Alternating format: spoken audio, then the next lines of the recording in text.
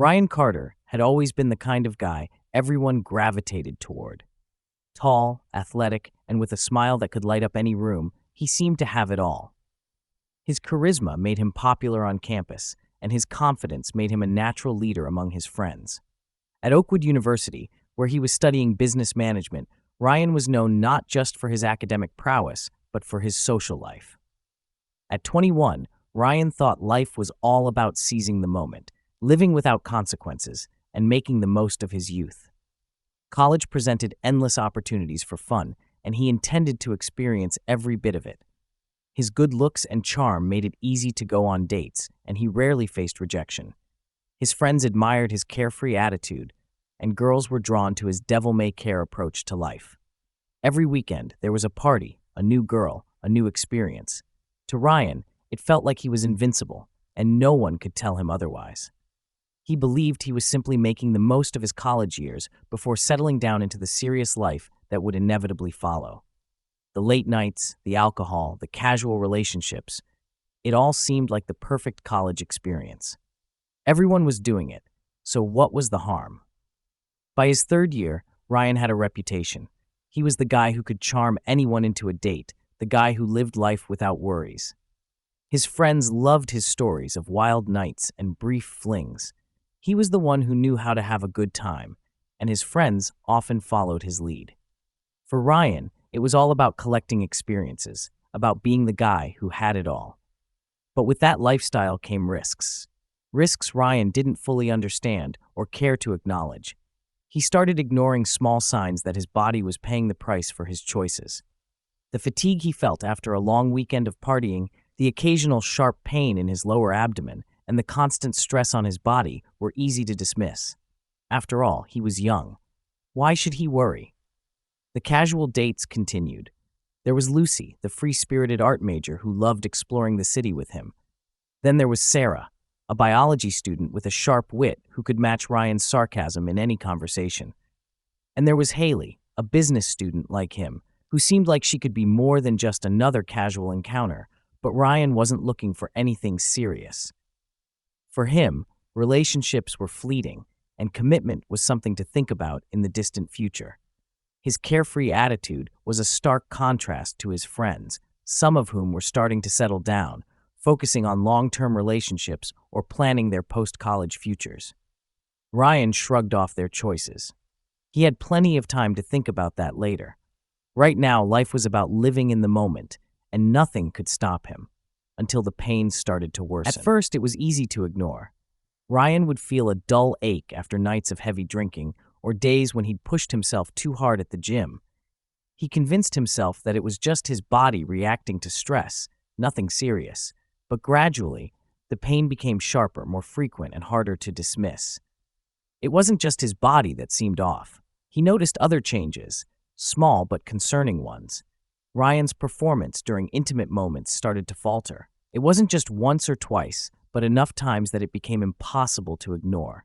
He was embarrassed and confused. How could this be happening to him, the guy who had always been in control? He tried to laugh it off, to pretend it was nothing more than a fluke. But deep down, he knew something was wrong. That's when he met Rachel. Rachel was different from any other girl Ryan had dated. She was smart, driven, and passionate about environmental science. They met in a campus cafe, and what started as casual small talk quickly developed into something deeper. For the first time, Ryan found himself genuinely interested in someone. Rachel wasn't just another girl to add to his list of fleeting relationships. She was someone he wanted to build something meaningful with. Rachel challenged Ryan in ways no one else had. She saw through his charm and confidence and pushed him to think about his future, his goals, and the kind of person he wanted to be. With her, Ryan felt vulnerable in a way he hadn't before. He found himself caring about things he had once brushed aside, like his health, his ambitions, and what kind of life he wanted beyond college. But as their relationship grew stronger, the physical issues Ryan had been ignoring became more prominent. The sharp pains in his abdomen returned more frequently, and his performance with Rachel was inconsistent at best. At first, Rachel didn't say anything, but eventually, she couldn't ignore the signs. "You need to see a doctor, Ryan. she said one evening after a particularly difficult night. Ryan was resistant at first. He didn't want to face the reality that something could be wrong. But Rachel was persistent. She cared about him, and that made it impossible for him to ignore her concerns. So, reluctantly, Ryan made an appointment. Sitting in the doctor's office, Ryan felt a wave of anxiety he hadn't expected. He had always thought of himself as invincible, untouchable by the consequences of his actions. But now, as he waited for the doctor to enter, he couldn't shake the feeling that something was about to change. After a series of tests, the doctor called him back for the results. "Ryan, we need to talk about your health," the doctor began, his tone serious. Ryan's stomach churned. He had never felt this vulnerable before. "You've been experiencing symptoms that point to significant reproductive health issues," the doctor explained. "Years of reckless behavior, combined with neglecting your health, have led to some complications. Your fertility is at risk." Ryan stared at the doctor, his mind racing. Fertility? He was only 22. How could this be happening to him? The doctor continued, explaining the damage that had been done. Ryan's excessive drinking, unhealthy lifestyle, and untreated infections had caused significant harm to his reproductive system. There was a possibility that he might never be able to father children. The news hit him like a freight train. Ryan walked out of the doctor's office in a daze. His world had shifted in an instant, and he wasn't sure how to process it. He had never imagined that the choices he made in college, the carefree nights, the fleeting relationships, could lead to this. He felt as though his future had been stolen from him, and he had no one to blame but himself. When he broke the news to Rachel, she was devastated, but she didn't leave him. Instead, she stayed by his side, offering support, even though it was clear that Ryan was struggling to cope. "It doesn't change how I feel about you," she said, holding his hand as they sat in silence one evening. "We'll figure this out together." But Ryan wasn't sure how to move forward. The guilt weighed heavily on him. He had always been so focused on living in the moment that he had never considered the long-term consequences of his actions. Now, those choices had caught up with him, and he didn't know how to face them. In the weeks that followed, Ryan withdrew from his friends and even from Rachel. He couldn't shake the feeling of failure, the overwhelming sense that he had thrown away his future for the sake of temporary pleasure. His friends didn't understand what was going on, and Ryan wasn't ready to talk about it. He avoided parties, social events, and even his classes. The once vibrant and confident Ryan had become a shadow of his former self. He tried to continue with treatment, following the doctor's advice in the hopes of reversing the damage. But each appointment reminded him of the reality he was facing. There were no guarantees. The damage had been done, and while there was a slim chance his fertility could improve with time and treatment, nothing was certain.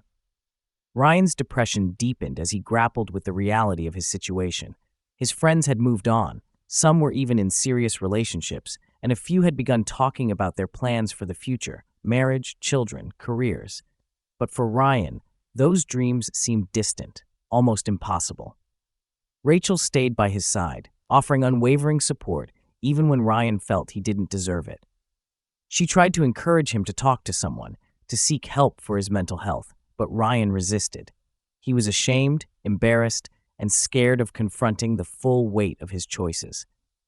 It wasn't until Ryan's mother visited him unexpectedly one weekend that he finally broke down.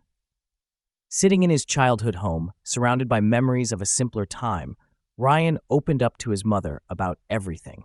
He told her about the doctor's diagnosis, about how he had ignored the warning signs for so long, and how he felt like he had ruined his future. His mother listened quietly, her expression soft and full of understanding. "Ryan, we all make mistakes," she said gently. "But those mistakes don't have to define your future. You're young, and while things may seem hopeless right now, that doesn't mean your life is over. You have the power to shape your future, even if it's different from what you imagined."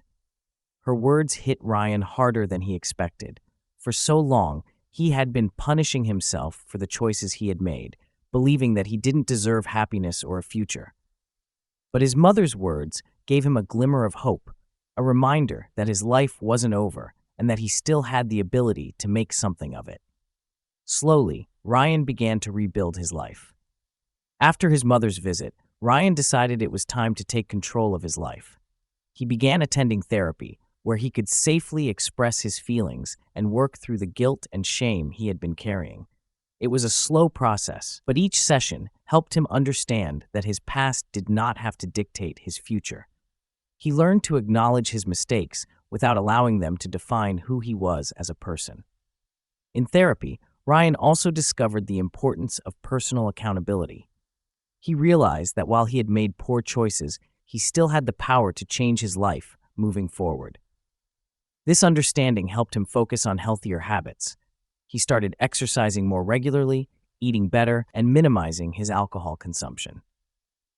It was a significant shift, but with Rachel's support, he felt motivated to stick to his new lifestyle. Rachel continued to stand by his side, proving to be a steadfast ally. She encouraged Ryan not only to prioritize his physical health, but also to focus on his emotional well-being. They began exploring activities together that didn't revolve around partying. They went hiking, attended lectures, and even volunteered at local environmental initiatives, which was something Rachel was passionate about. Through these experiences, Ryan found joy in the simple moments, realizing that life could still be fulfilling outside of the college party scene. As Ryan grew stronger, he also started to share his story with others. He volunteered to speak at health awareness events on campus, discussing the importance of taking care of one's body and the potential consequences of a reckless lifestyle.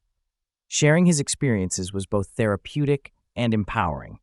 It allowed him to connect with others and encourage them to make healthier choices.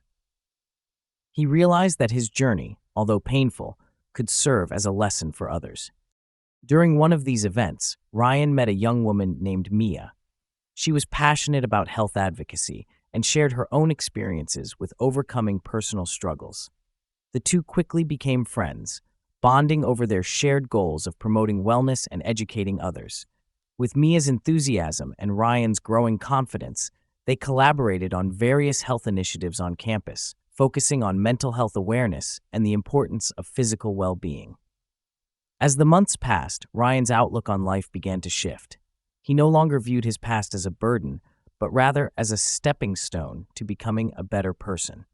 He and Rachel grew closer, navigating their relationship with a newfound depth.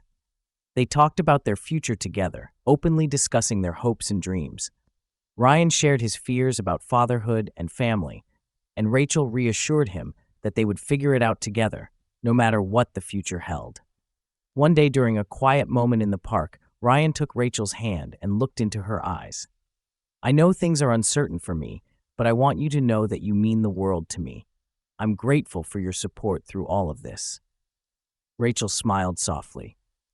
"You're stronger than you realize, Ryan.